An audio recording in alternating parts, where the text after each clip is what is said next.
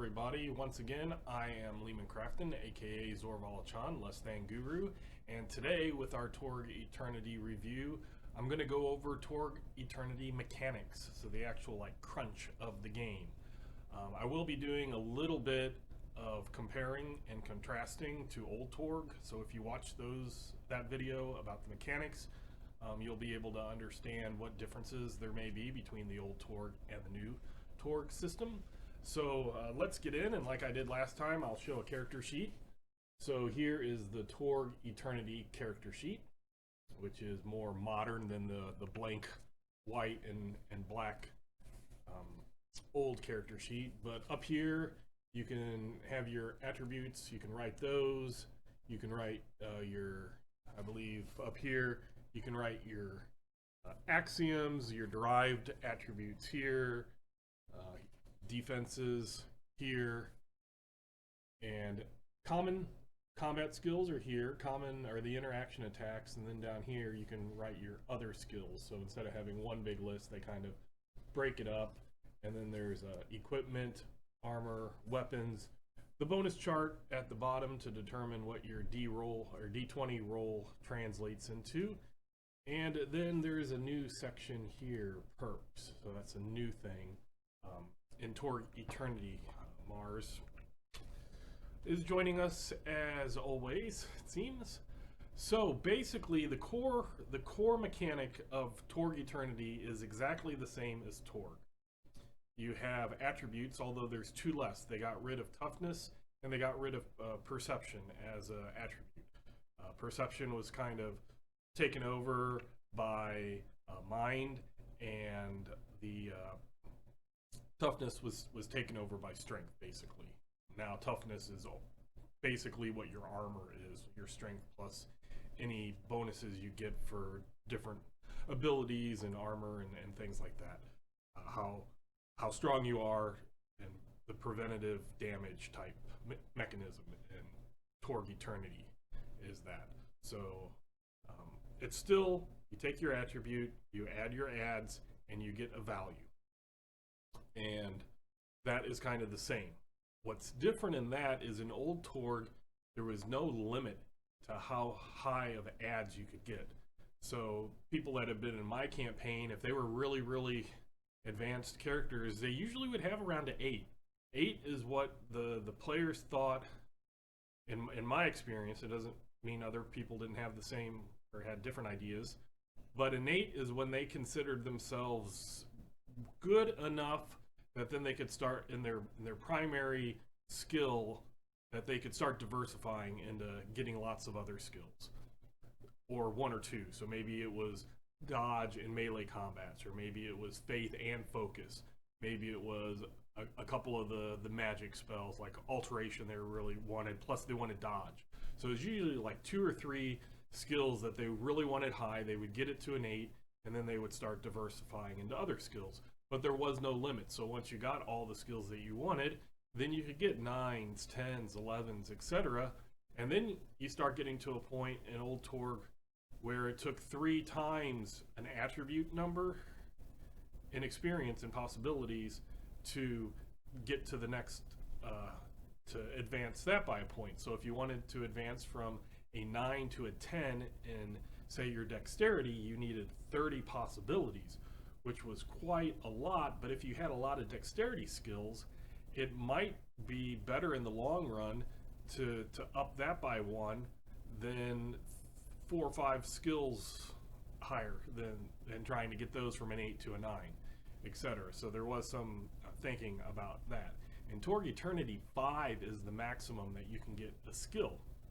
Now there is a perk, 1 perk, and the general rule of Torg Eternity perks, we'll come back to perks, but this one ties directly into the skills, is that you can only take a perk once unless it states else. Unless it states that you can take it, buy it multiple times, you can purchase it once. So there is a perk known as Mastery, which allows you to choose 1 skill, and that skill can go up to 8. So you can get up to 5, and then if you buy this perk with experience, then you can buy 6, 7, 8, etc. or stops at 8. And then no other perks or no other skills can advance beyond 5. So 5 is the max. So at some point you are forced pretty much to either diversify or start increasing your attributes. And attributes are 2 times the cost and not 3 times the cost. But there's also perks that you can buy. So you have a wider range of things that you can buy using experience. So that is something. So that all those little pieces are different, but the main core mechanic of I have an attribute, I have a skill adds, I add those together to get a value, I roll a d20, add to that d20 depending on if I have ups or possibilities, hero dramas, etc. Once I take that total roll, compare it to the bonus chart, take that bonus, add it to the value, and then put any penalties, bonuses, card play, etc., and add that to the total, check it versus the difficulty number. Now, as I showed in my old original Torg, there was a Game Master screen that had a big chart on if I taunted my opponent by 7 result points, I look at the chart and figure out what that did. If I did this, I figured out what that did. Torg Eternity streamlined that. So anything that is an interaction attack, so that can be taunting, maneuvering, intimidating, tricking. Yeah, those 4. Then if you got it standard, you could either choose to make the opponent vulnerable or stymied. If you got a good success, which is 5 points, then you can make them very stymied, very vulnerable, or split it and make them stymied and vulnerable. And if you got it 10, which is an outstanding, then you could make what's called a player's call, which is the same thing. You and the Game Master kind of figure out what's going on depending on the strength of the opponent, the reality rated, if they're an Ord, and other things. You could decide what the player wants to have happen. So there's only 3 success levels: standard, good, which is 5 higher, and outstanding, which is 10 higher. And that's the same as combat. In combat, when you're damaging, when you're shooting or swinging a sword or doing spells or miracles or psionics that do damage, if you get a standard attack, you do the base damage. If you get a good attack, you do 1 bonus die of damage, which is an exploding d6, but the 6 that explodes counts as a 5 and explodes. So on the official Torg Eternity die for multiple, they have an infinity symbol instead of a 6, so that you don't think, oh, it's 6 and then I add to it, it's 5, but you can roll again and add that to the 5 points. And you keep doing that until you no longer roll that explosion. So that's, you get 1 on a good, so you take your base damage, you roll a bonus die, and you get 2 bonus dice on an outstanding. There are certain things that can add extra ones. So that's kind of their fix of that glass jaw ninja problem that I never saw as a problem, and all the fixes ended up being bigger problems to me whenever I'd have a ninja type character that would come in and point that out. But it's kind of like all my years of original Torg figured out it's not a problem. It's just you don't get hit. If you get hit, you get hurt really bad. But you don't get hit most of the time. So that's my philosophy with that. With Torg Eternity, it's interesting because that's supposed to limit it. 1, 2, maybe a few more, depending on special circumstances, cards and stuff. But since those dice explode, and since multiple dice can explode multiple times, you still have a chance of killing a character, having a glass jaw ninja. If you have a character with a low toughness and very high dodge, if they can get higher, all they need is an outstanding. All they need is 10 points higher, which they can do through their own possibilities, or once you reach beta tier, Game Masters get their own possibilities to have the NPCs, the threats, to use, then that's all that they need. So if they rolled pretty decent and if they rolled good on their original roll, that transfers over, and then you roll a possible exploding dice. And even very small hits, like a good, can explode a few times if you roll a 6 and a 6 and then a 5. That's 15 points higher, and that can mean a lot. Each 5 points above your toughness is extra wounds, so that's 2 wounds just on the extra dice. And depending on the weapon, that could add more. There's not a big long chart of ords versus for damage, ords versus reality rated. It's all 1, and it's based off of 5s, so it's a little easier. After you do it for a while and you figure it out, you don't have to memorize the chart. I still always look at the chart just to be sure. But a lot of my players will automatically know this type of thing.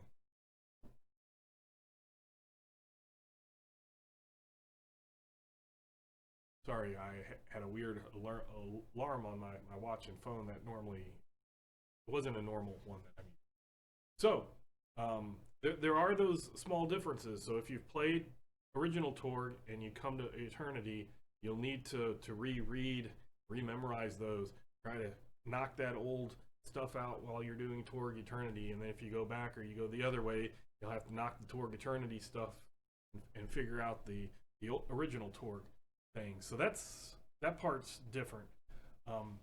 They do have the same mechanics for the drama deck, which is interesting, but they split it. So to remind people, or if you didn't watch the other video for the old Torg, the original Torg had one drama deck. It had 156 cards, and on one side, this was for the player. On the other side, this was for initiative, and then in the middle was for if you had a skill resolution. So I just randomly chose one. This happened to be 6. But this is what the whole deck, and you had 156. Now, Torg Eternity split it into 2 decks. So there's a drama deck, which is for the initiative. And then there is a Destiny deck, which is for the, somehow I got some of the, here. So you have a drama deck, or sorry, a Destiny deck, that's for the players. So these are the things like that adrenaline. So you have a pitcher. There we go. And then the written that you add your +3 to dexterity or strength or related skill total. So that is, if you look at this was also an adrenaline. So add 3 to the value of dexterity, strength, or toughness or related skill. So the toughness was taken over by the strength. So the Destiny card in Torg Eternity only needed to have that one card. So the and to give an example of the drama, the initiative, you have the hero, the standard, the villains. Then see if I can get that. It says fatigued. I'm not sure if the camera will. There we go. Get a focus. Dramatic villains go first. Heroes fatigue, maneuver, and trick are approved actions. Some artwork. And your skill resolution. So your skill resolution, which normally would be in the middle on old Torg, is over on the side here. But they have the same information. So since original Torg is out of print, if you don't have the old Destiny deck or drama deck, you can get a Torg Eternity one. This is the Torg Eternity one that is out. You just will have to do a few little things, such as perhaps making that adrenaline take over toughness, and then all the mental, or having all the mentals all on the willpower, and all of the physical on the adrenaline, instead of having it broken up into 3 like old Torg did. So there are some small things, but I really think that you can get that whole experience. One thing I will point out there's less cards. So the old deck was 156 to start with, and then with the Infiniverse program, they released a few, and they ended up, I think it's around 160, either 167 or 169. So you had a lot of cards.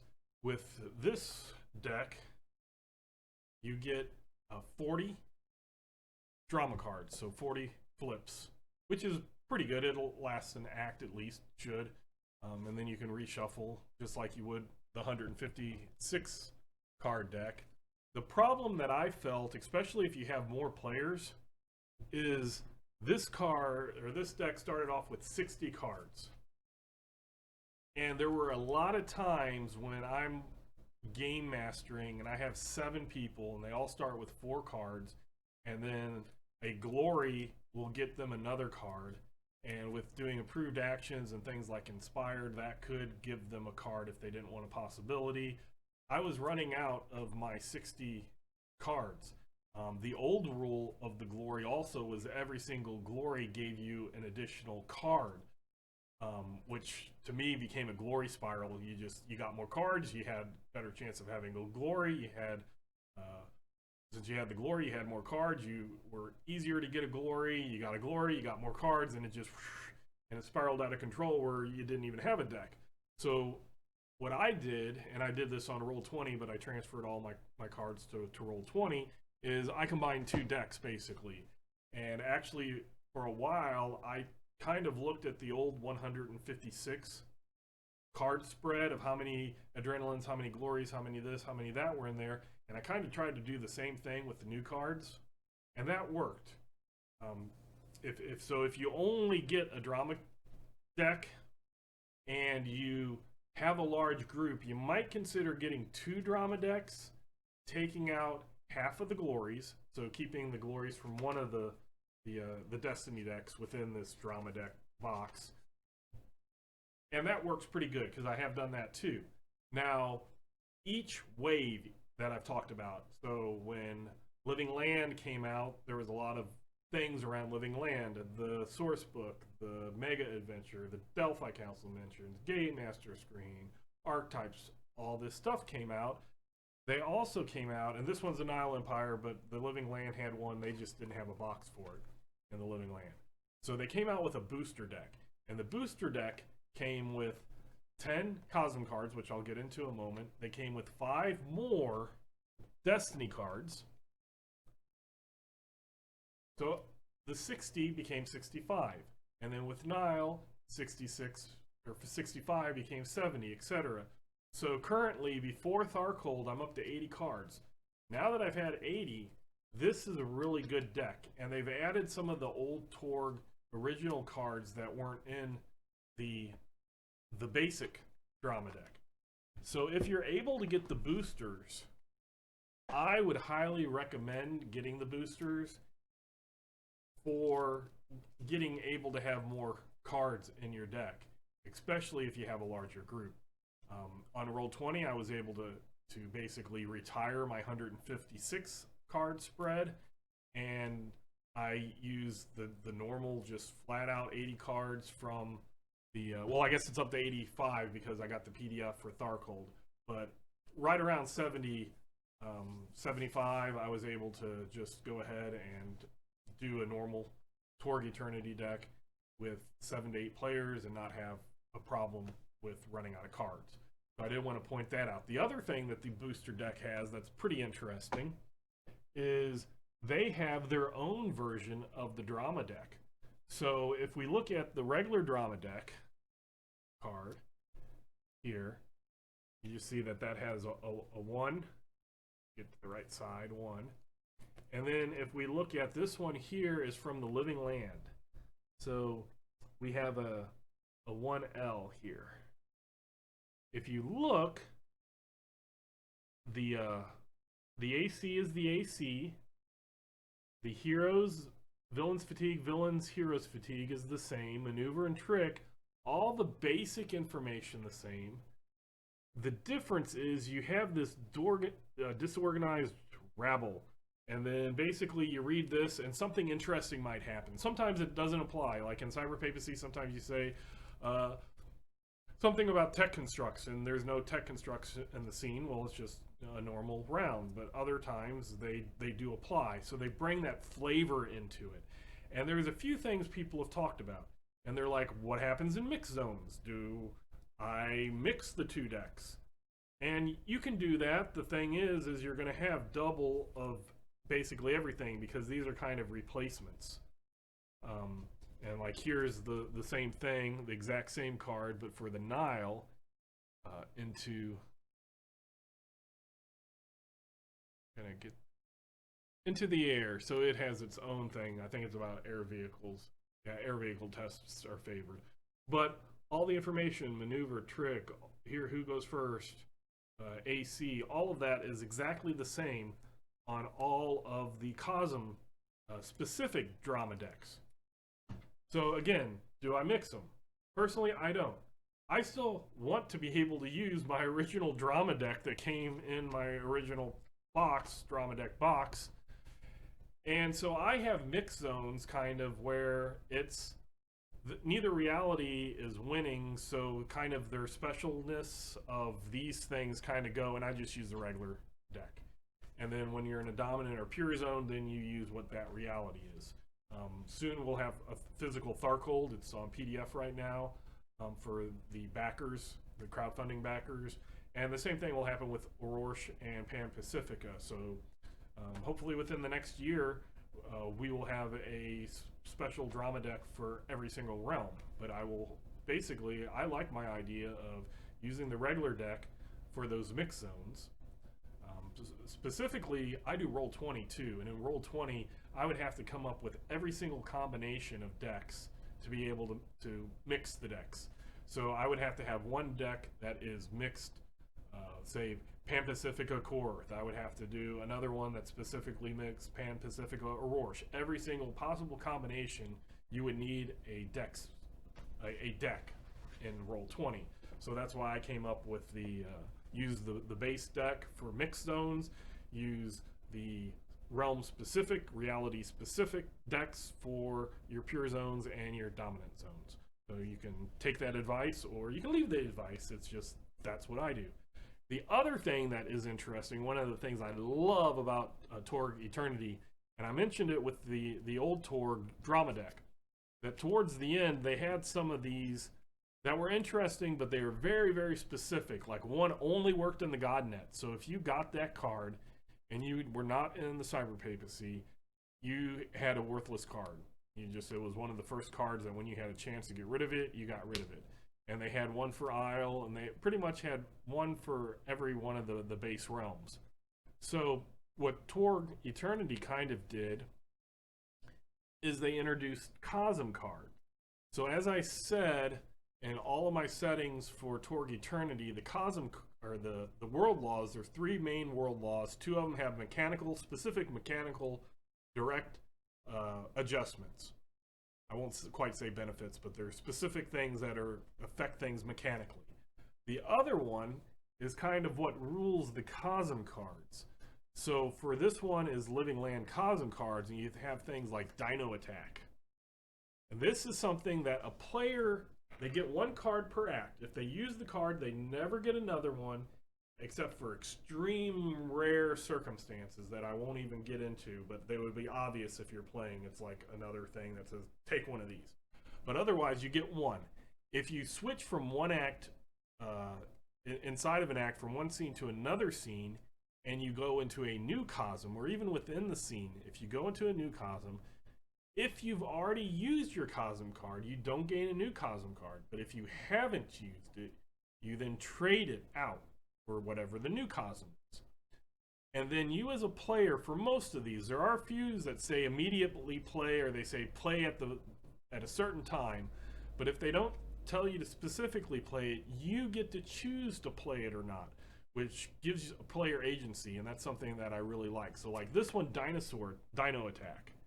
Creatures of the living land attack something this act. All Storm Knights gain 1 to 3 possibilities once the beasts are repulsed, depending on the strength of the attack. So you might get a possibility, 2 possibilities, 3 possibilities, depending on how that monster group, that dino group, affects you. And here's what I'll say. Don't look at it as, oh, this is a T-Rex, it's going to give 3. Look at it as, at the end of the fight, which is when you give out the possibilities, how tough was that fight? If something happened that they just happened to blow through that T-Rex like it was nothing, then it's probably just one possibility because they didn't expend many resources and it actually wasn't that big of a deal. And if it's something like a few velociraptors, which would normally be easy, but for some reason rolls were bad and it hurt people and maybe it killed or made somebody do a death to defeat, then give them 3, even though the stat block makes it look like a minor. So it's what the actual fight was, not who the opponents were. But the player gets to choose to do it. And that's cool, because if they don't want dinos attacking, they don't have to do it. But players, unlike old Torg, start off with 3 possibilities. And if they use them, they get down to no possibilities. Well, how do you get possibilities? You play your Cosm cards. You have usually a bad thing happen, but then you get a reward of possibilities. So there's a big risk or reward. And some things, like I said, the Law of Decay really annoy people in old Torg. The Law of Decay is now a Cosm card that you choose, that a player chooses to play. So the hero's gear, and that's heroes with plural possessive,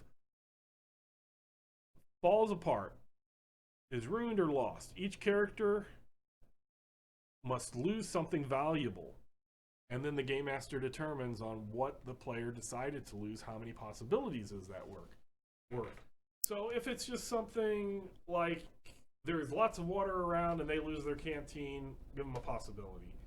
If it's a map and they're getting lost and that map told them where to go, and now they'll have a negative to their survival or tracking, then maybe it's a 2. If it's something like it's their gun and they have no other means of fighting, then maybe it's a 3.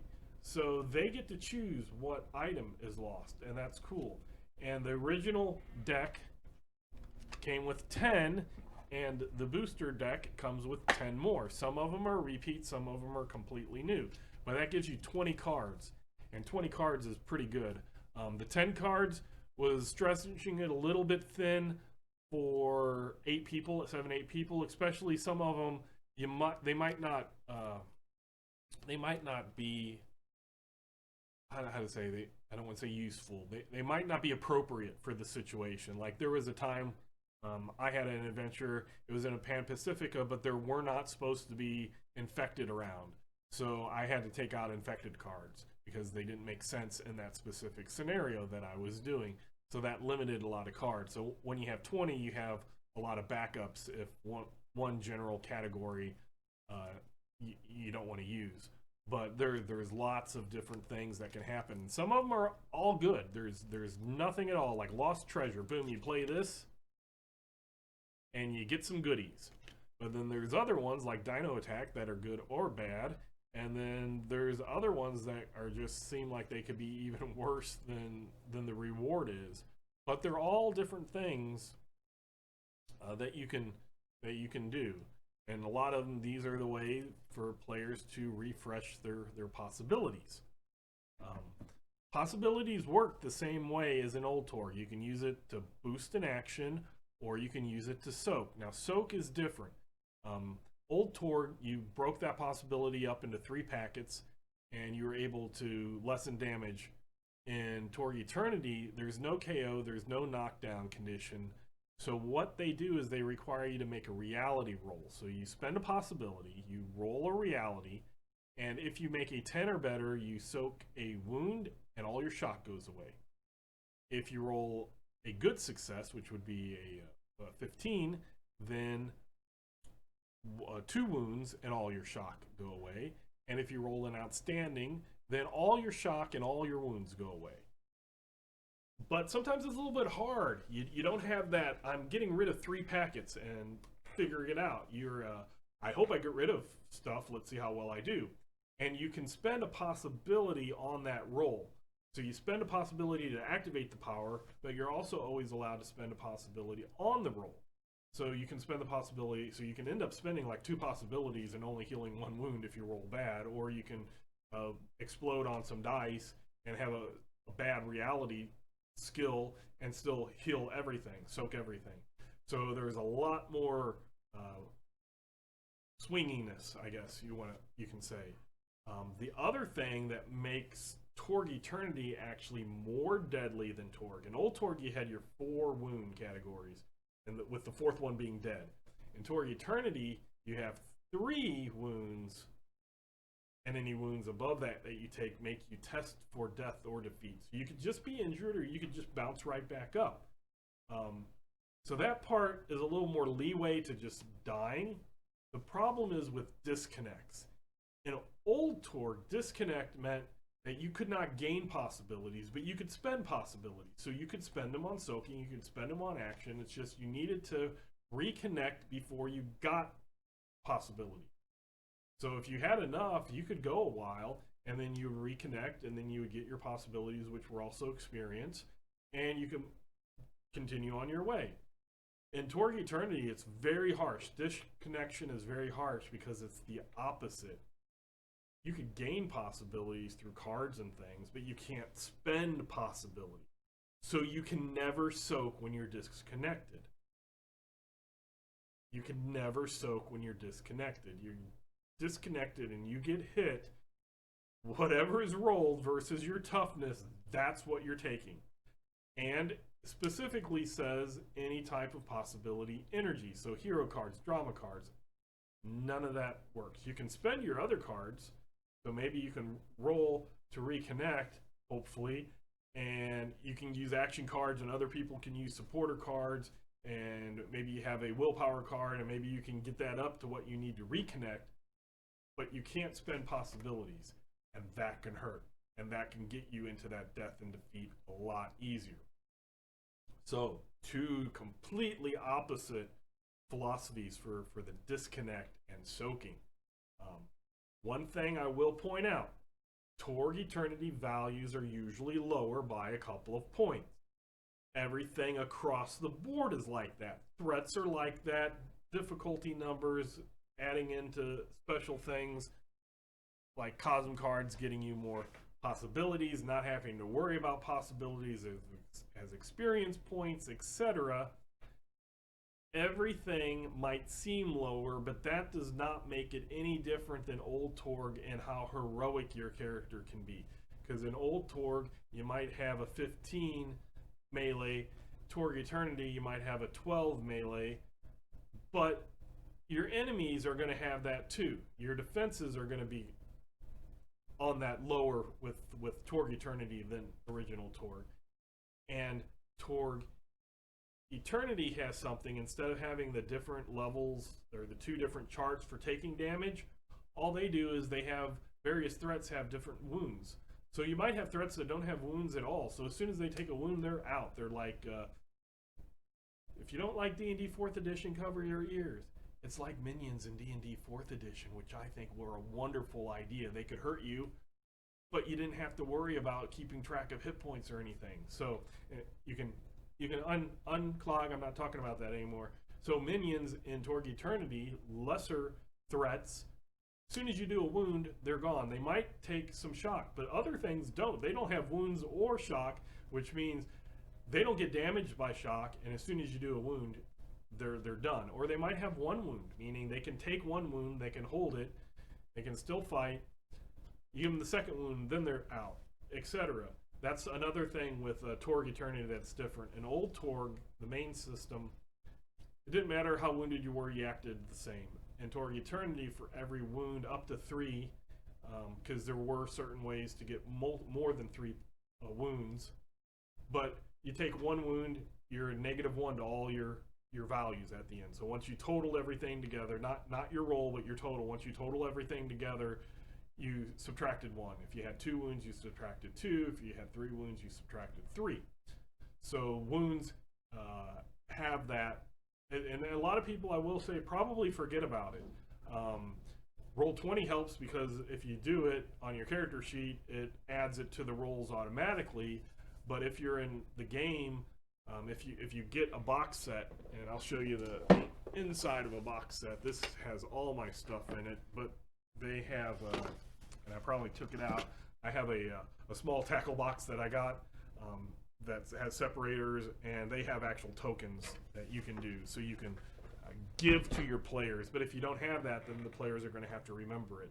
So that is a pro and a con, an interesting thing, but it's bookkeeping that you have to deal with. So I've gone through the basic character sheet, I've gone through cards, I've gone through the various realms, the booster decks, how the possibilities work, how disconnection is. There are also in Torg Eternity Cosm-specific possibilities.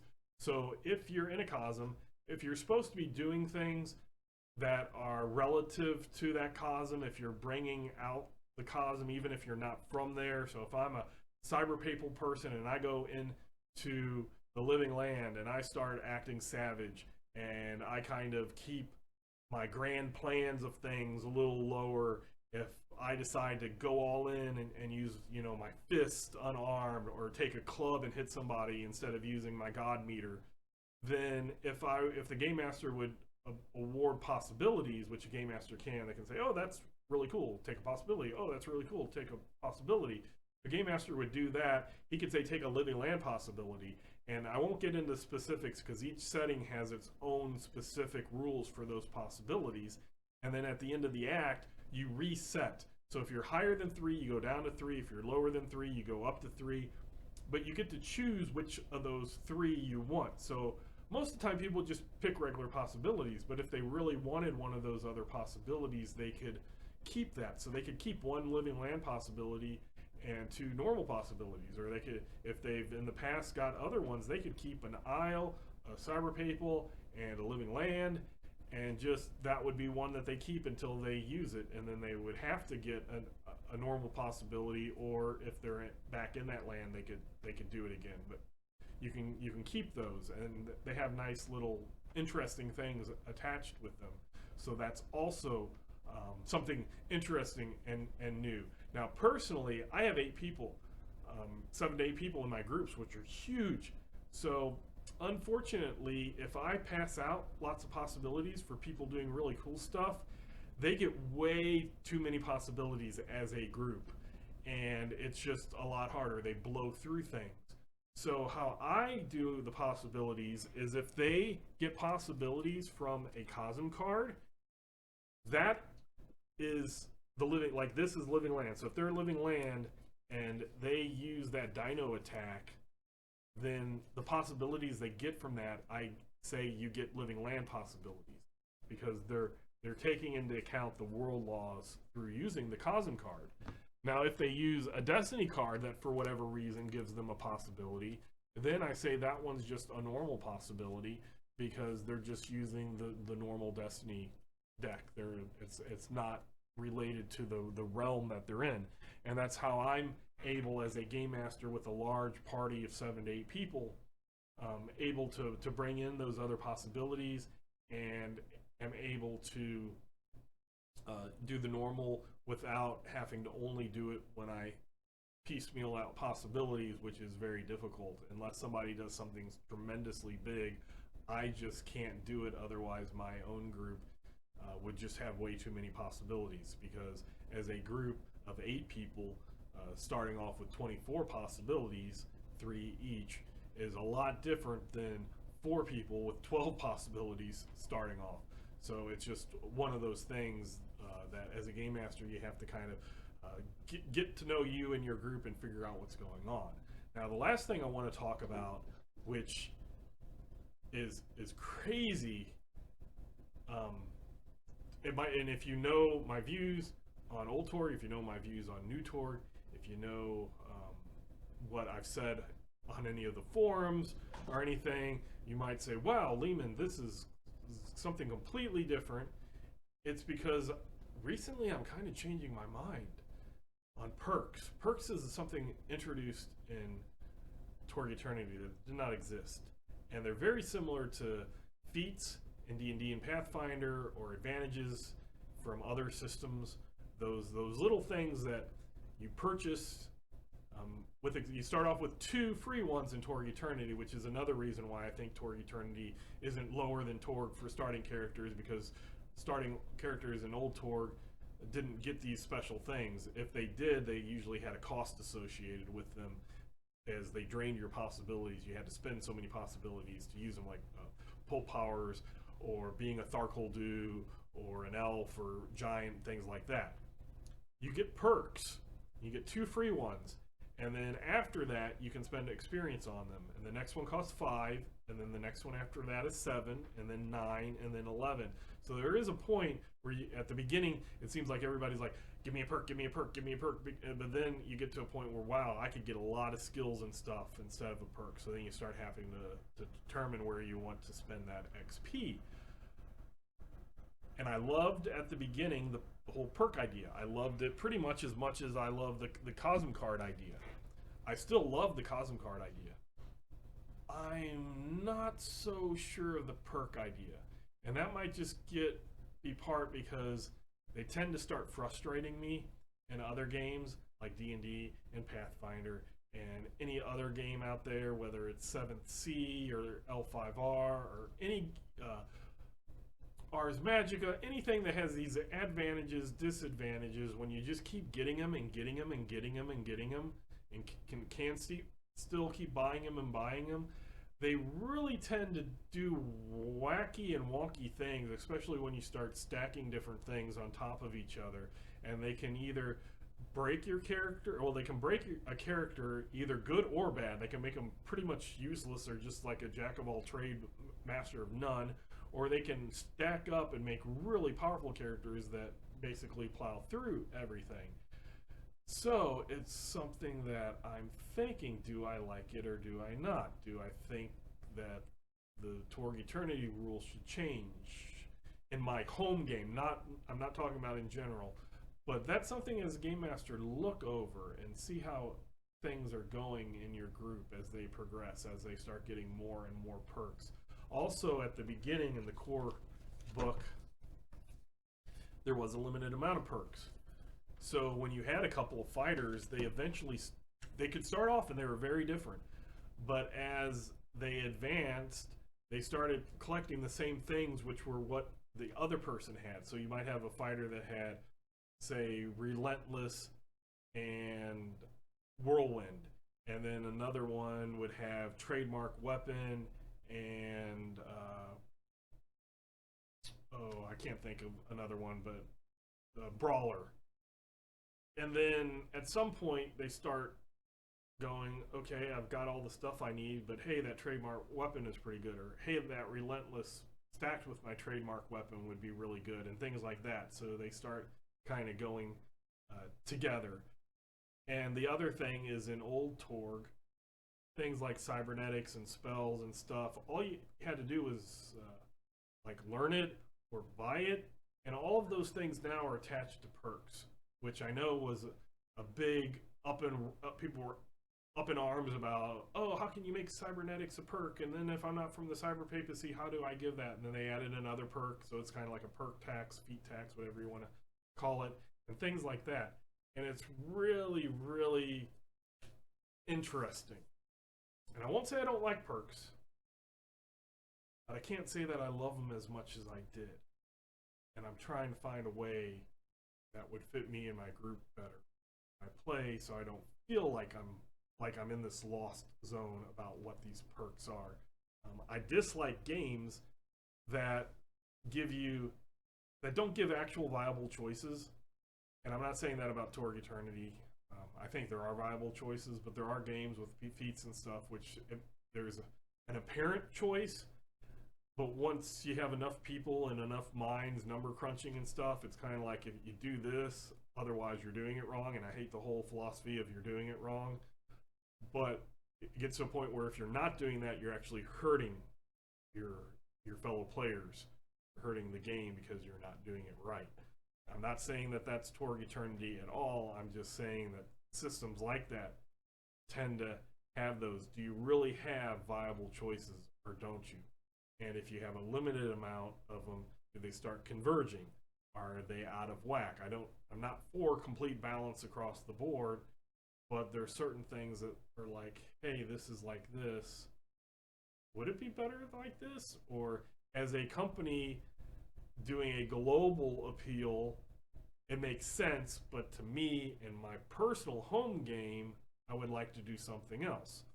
So all of those videos that I was talking about, old school, new school, my history and all of that, for the perks at that time, for now, in Torg Eternity are the things that are kind of like getting me, because I'm currently, as I said, I'm playing in Organized Play.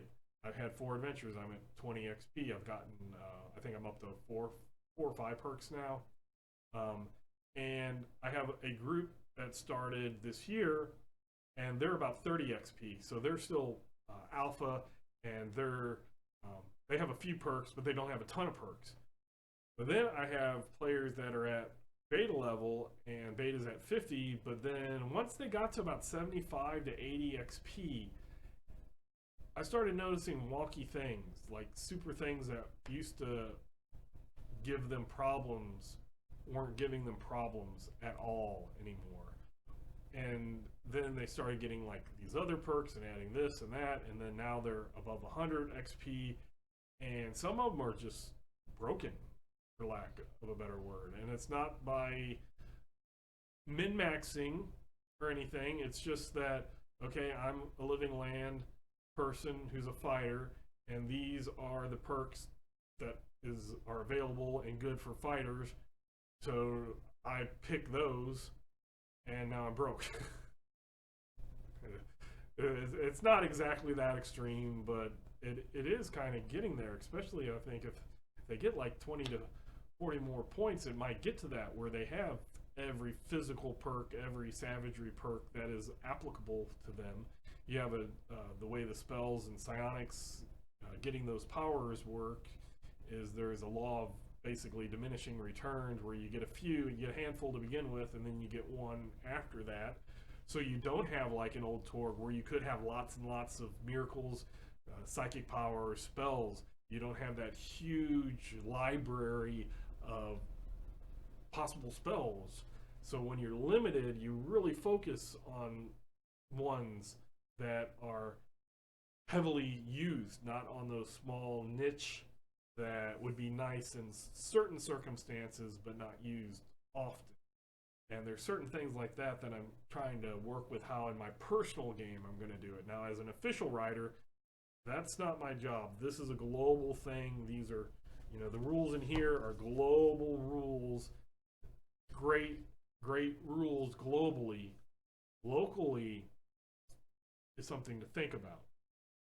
And it's one thing, when I first read and played Torg Eternity, I thought, wow, this old Torg I had 20, almost close to 25 years on and off of the same characters with the same players with the same characters, if their characters hadn't died and they had to make new ones. But there were characters that were close to 25 years old characters. From the very first game, my game master, one player, went through the whole thing. And like I said then, new characters that got introduced would be able to fit in that role. When I first did Torg Eternity with just the main book, I felt that it was good for con games, pickup games, and games that might be a plot line.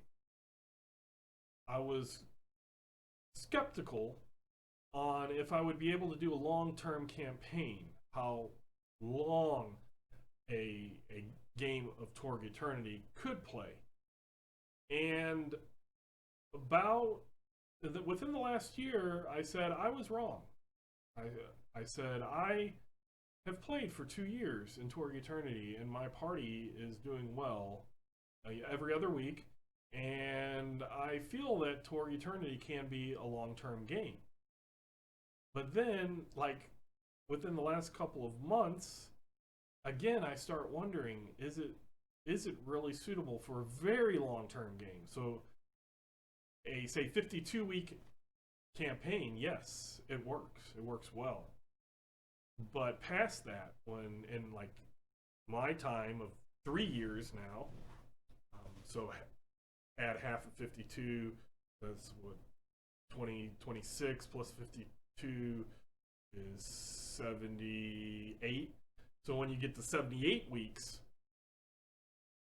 my fun as a game master is not as much. I'm having a lot of fun with my new players that are at 25 experience, and the ones at 105.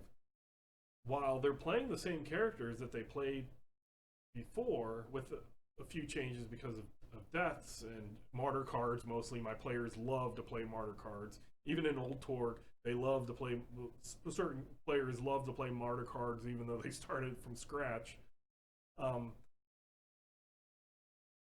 it doesn't have that same sense of, I don't know, of Torgness. I don't know, and that's one of those things that's weird. A lot of, or I won't say a lot, a few game masters that I'll read about, that we share ideas and stuff. Their parties have started multiple times. They get to beta or they get to around 100, and then they stop those characters and start again and go up and start again and go up. So on the short term, Torg Eternity is much easier to get into, much faster to get into, and I would even say more fun, because the game master doesn't have to look out and, oh, you're doing magic wrong because you're trying to do it like miracles and etc. And they're able to concentrate on just having fun and storytelling instead of having to know about all the rules. So on short term, my personal opinion, Torg Eternity wins hands down. On midterm campaigns, I would say they're both about equal.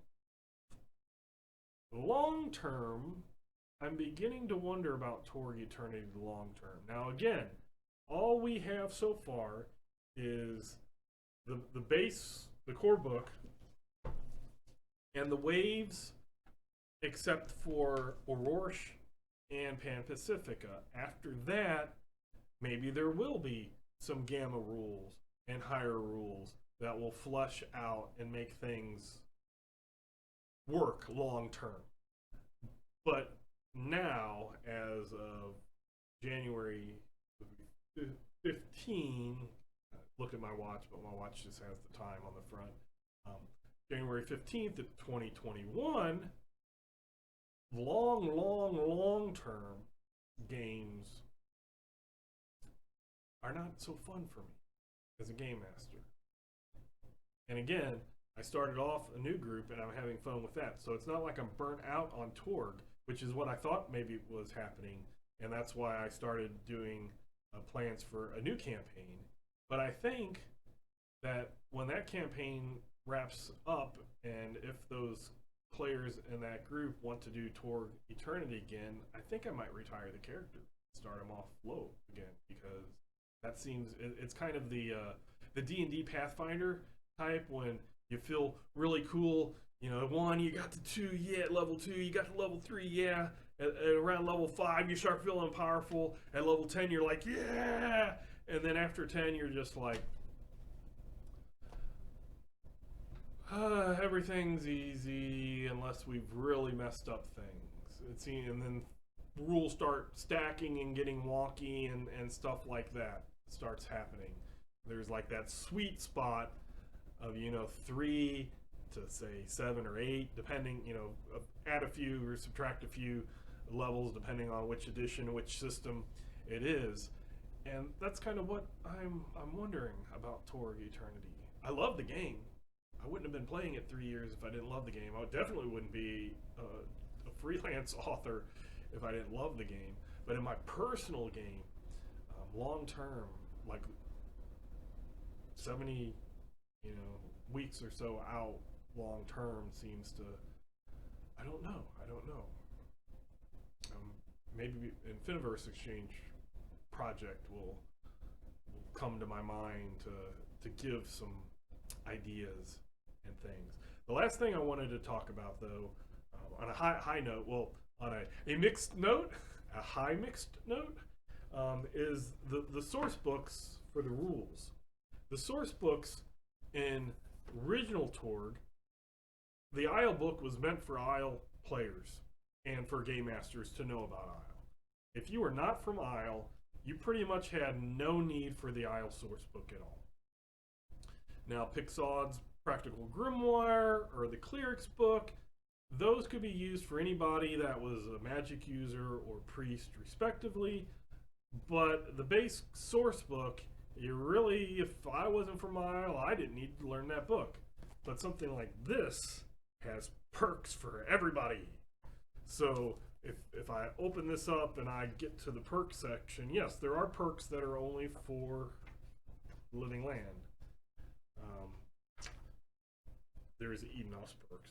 But then there's faith perks that I guess these actually do say Living Land, Savagery, Living Land. But then I have here Prowess. Any. So if I'm from another realm, not Living Land, I might need to look at the Living Land book to see what perks are available. And here, social. They have some social things that are available to any con of them. So the book benefits anybody, which is nice. But if you're from some other realm besides the Living Land and you don't realize it, you might be missing out. I don't know. That's what it's. I don't know. I don't know. It's a pro and a con at one time. It's good information, and if you didn't know that, now you do know. Torg was a streamlined game. They took all of the subsystems. So before you had a different subsystem for psionics, magic, and miracles. It's all one system in Torg Eternity. You lose that flavor of each type of mystical ability being different mechanically that I personally really like. I like systems that do that. But it makes it easy when, if you have a new person in and they want to be a priest with miracles and they're trying to figure it out, you as a game master, if you haven't dealt with a priest before, you don't have to learn the miracles rules. You just quickly say, okay, all they do is faith, and they're like a spellcaster. Hey, John, you're playing a spellcaster. While I'm setting up stuff, could you explain to Jimmy over here how that subsystem works? And it works the same for psionics and magic and miracles. So all three work. There is no spell creation, 46-step spell creation. There's a way for a player and a game master to hash out things and kind of look at other spells and stuff and make spells, but it isn't this flow chart that you go through. The same thing with weird science. There's not a flowchart diagram and figuring out what capacitors and what this and what that and making rolls and stuff. It's basically every round or every act, choose something, and then it choose some special power, put it into a gadget, add some stuff, and do it for an act, and then switch out, or use your science to put some stuff together and figure it out.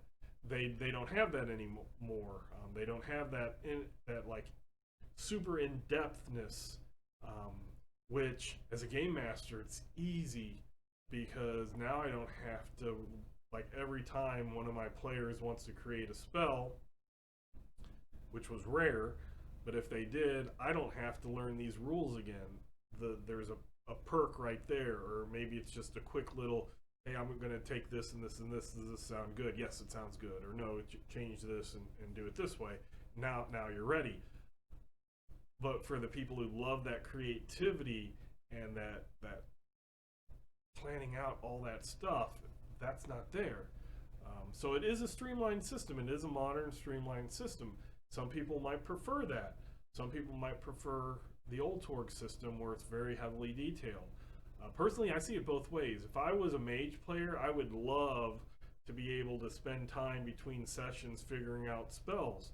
As a game master, I love not having to handhold my player's hand because the players, in my experience, and it's not everybody, and if you're one of my players watching this, sorry, I'm not going to call you out by name, but you know who you are, that play that character but don't understand the creation of either weird science or spells, but they want to, so then I as a game master have to hold their hand through the entire process. Um, it's Torg Eternity is much easier to just grab it and go with it when you're doing that. One thing that is interesting, and I wanted to point out, and actually, I pulled out with the supposedly streamlined. Here is a page of Torg Eternity of all the different combat options and things that can go on in combat. Ignore this side. This is just a value chart. But all of this is all of the different things, and they all have a lot of different mechanics. They're not doing the same thing. So some of these might add a bonus to the defender's toughness if it's cover, or if it's a multi-action, this happens. This is what I handed out for Old Torg. I printed it out, and the combat options, because up here you're just talking about range modifiers. The combat options are right here, and no matter what they all were two things. How did it affect my roll total, and how did it affect my damage total? If it didn't affect it at all, you got a 0. Everything was exactly the same rule in Old Torg. And in New Torg, there's all these subsystems for your combat options, which I find completely funny. I'm not saying it's good or bad, I just find it's funny because it's the exact opposite how everything else was. So all the psionic and cyberware, cyberpsychosis, all of those subsystems were super streamlined in Torg Eternity, but the combat options explode. Or, how did that happen? I'm even holding a different. Sorry, I grabbed a different piece of paper.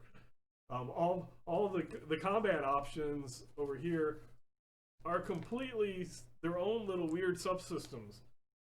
This is hilarious in my opinion. That it was like, let's streamline everything and then like blow it up. Old Torg also had an idea of don't worry about armor. We're being cinematic. Your armor or ammo. Sorry. Don't worry about ammo. Don't worry about how many bullets you have left because that's not cinematic. Cinematic is a setback occurs. Hey, you're on your last bullet, or hey, you're on your last magazine, because that's what's important, not the countless times that you see people reloading. In Torg Eternity, you count your ammo. But they have a damn good reason for it, is because there are people that get perks for special abilities and special weapons that have an ammo limit because they might be too powerful otherwise, or it's a limiting factor. So if you're requiring somebody who has spent experience to get a limited amount of ammo, you need to make sure everybody counts their ammo. But again, it's ironic and funny because original Torg was like, it doesn't matter unless it matters. And Torg Eternity is like, it always matters. So that's just another thing. So I'm a little bit over an hour. I think I did a pretty decent job of explaining mechanics, explaining the differences between Old Torg and New Torg, differences, my opinions on certain things, and yes, I am opinionated, but I can love a system and want to house rule it, because I think that's when you really, either the system is so perfect that you can't, or in Old Torg, it wasn't that it was so perfect, it was just that there were so many different variations that if I started tweaking one, I'm going to have to tweak this one, and I'm going to have to tweak that one, and then I'm going to be on a never-ending cycle of making house rules up that I just was like, don't care if I like it or not, it's the way it's written, and only if something needs to be clarified. If there's two official rules that contradict each other, then I get to be the everlaw of one and decide which one gets cut, or certain things like that, and work around my house rules to where Torg Eternity, which I also love, but it is so streamlined, so when something does get me as a that needs that in my personal group, I would like to change that, then I actually am like, house rule here, how, start off with like 3 house rules, and then it goes bigger, and then they made some errata adjustments, and then it shrank a lot, which is that whole glory spiral that I talked to. But then after that, it's starting to, and as I've played and as time has gone on in my group, that I'm going out, my house rules, and who knows what things are going to happen once all the main source books are released, and then I get to do a deep dive. I mean, I've deep delved into all of them so far. As soon as the waves get, I read the books and I'll get that information. But when I start digging into it mechanically so that I can update my Paraverse product, then I start thinking, how can an individual game master for their party change things? And again, I want to stress that Torg Eternity works great globally. Any con you go to, I show up on Torganized Play. I have fun as a player. Played last night. It was a great. We went through Living Lands First Walk that Greg Gordon wrote. Wonderful adventure. I hadn't read it before. It was just one of those things that I never got around to reading, never did as a game master or player. And I was playing in Edenos, and it was in the Living Land, and it was extremely fun to get in, to immerse myself into my character that way. Torg Eternity is great. It has great system. It has great immersion. You can feel cinematic. I was taking on things that in other realms I wouldn't be able to take on. It made me feel, as a Edenos warrior, it made me feel like super awesome. And like I said, I like the streamlined rules and the fact that a magic user can help a priest who can help a psionic person. You get that. It's easier. Game Master can keep things under control a lot better and focus a little on the. It's easy. I won't say it would change things, but it's easier to focus on the role play aspects of it, in the setting and the storytelling aspect of Torg Eternity with those rules streamlined. But again, you have the weird combat has diversified. Instead of just being attack and damage, how does it affect these two things? It's all this other stuff that go on, and then all these different types of possibilities and all these different drama cards and all these different things kind of add complexity to it, and all the perks and stuff. So it's really interesting and fun to be participating with fans as a fan, and also participating in writing as an author is very cool. And I really am lucky and to be in the position that I am, to be able to get both aspects, and as a game master with my own party, that then I can tell them, hey, you're doing my house rules, and I always present my house rules. I never sneak something up on people, or sometimes I'm contemplating which do I want to do. I'll ask my group, hey, which one do you want to do, and we'll try that, or sometimes we'll try both, and at the end it's like, okay, what are different people's views on the two different rule sets? Again, make Torg your own. It's not difficult to make it your own, and it's canon, it fits the lore. So I don't want people to watch this and go, man, he's really ripping on Torg Eternity. No, it's just that after 3 years of playing and getting my hands on things, I'm like, can I even make it better in my own personal game? I understand for globally all this works well, especially at the pickup cons. It's like, I couldn't imagine being a game master at a con with old Torg. I would severely limit what the people could do.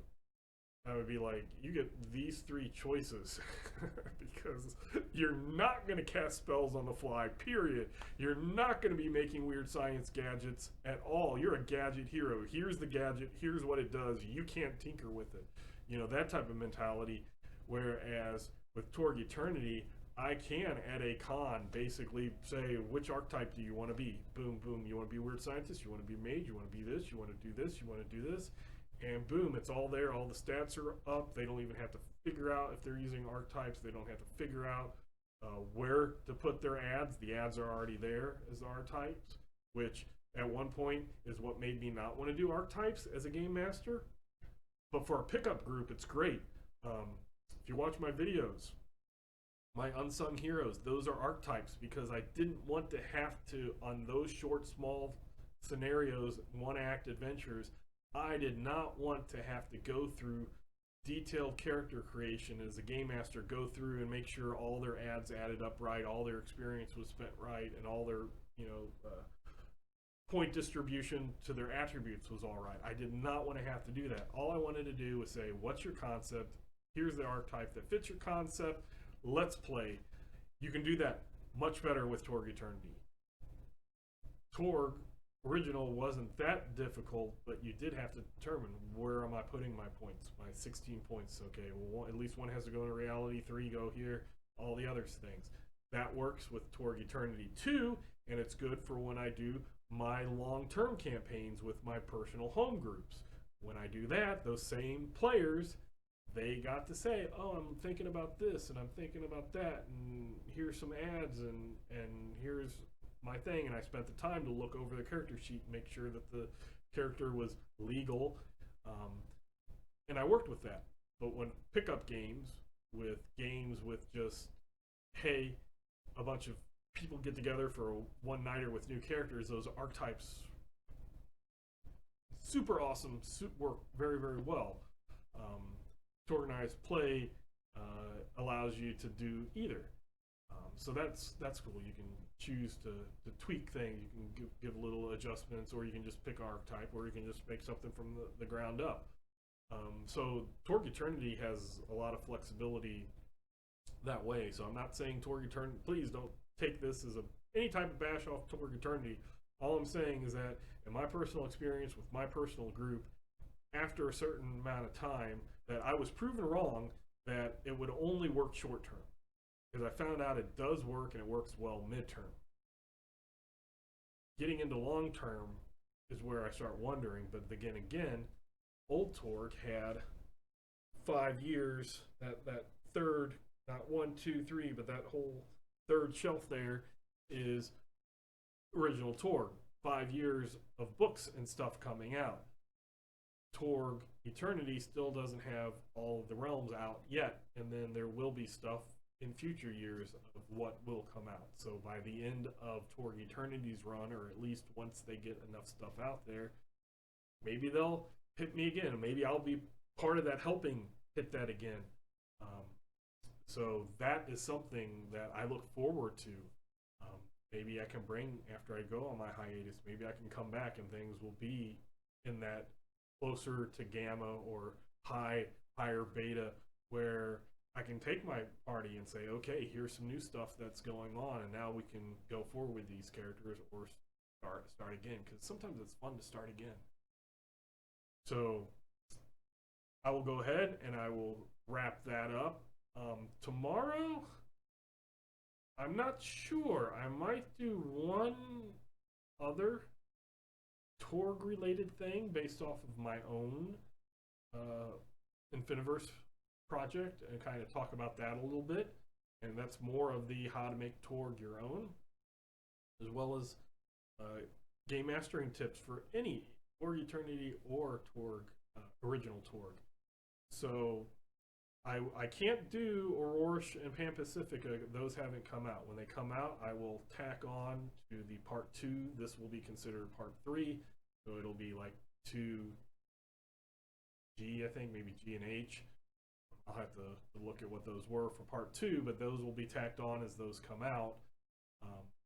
But this is the mechanics, and a lot of comparing and contrasting, because I love Torg and I love Torg Eternity. Sometimes it's really, really, really difficult for me to determine in any situation at any time which I like. Anything as simple as spells, Torg Eternity has a benefit. Original Torg has a benefit. So you have to figure out what's going on. So hopefully you've learned some stuff. Hopefully I've given you some thought about things. Maybe you thought about something and now you're like, hey, that's a little bit different. Or maybe you're, yep, I didn't like Lehman before and I still don't like him, so I'm going to completely go against what he says, and that's going to fit my group. Like if you like, hit the dislike. If you dislike, hit the subscribe. And I will continue to be doing different videos and stuff. So for now, there won't be any more setting until those settings come out. But there will be at least one more tour probably tomorrow. And then after that, I'll start doing other types of reviews. I'll start adding to more playthroughs. I'll get my group hopefully to all consent to be recorded and do some playthroughs and some about my new adventure campaign that's not Torg related. but it's me related, so I'm sticking it at the end of this video instead of having another video. And I'm also, and it might be streamed, I'm working with Torg and Play to be a game master through my own contributions, or the mega adventure of Tharcold that I helped with. I was a third of the team that did that mega adventure, Blood on the Blasted Lands. So I will be game mastering some Torganized Play players through that, and it might be streamed. It won't be on my channel. It'll be on another person's channel, but that's fine. I'm great to get some cross content there and help them out because they're making life fun for me being able to actually play instead of just game master Torg Eternity. And so there'd be a lot of things coming up with actual live playthroughs, with different reviews of different systems and stuff like that. So if you don't like Torg, but you've seen some of my other stuff, you can still subscribe, and there'll be different things besides just always talking about Torg. So, and until next time, I will catch you later.